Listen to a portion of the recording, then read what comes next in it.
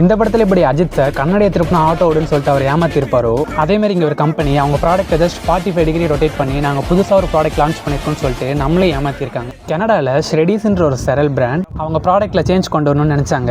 எதனாலனா அவங்க ப்ராடக்ட் பார்க்க ஸ்கொயர் ஷேப்பில் ரொம்பவே சிம்பிளாக இருந்திருக்கு அண்ட் அவங்களோட சேல்ஸும் ரொம்ப டவுனாக இருந்துச்சு. ஸோ இதுக்காக அவங்க ஒரு மார்க்கெட்டிங் ஏஜென்சி அப்ரோச் பண்ணியிருக்காங்க. அப்போது புதுசாக ஒரு ஃப்ளேவர் கண்டுபிடிக்கலாமே.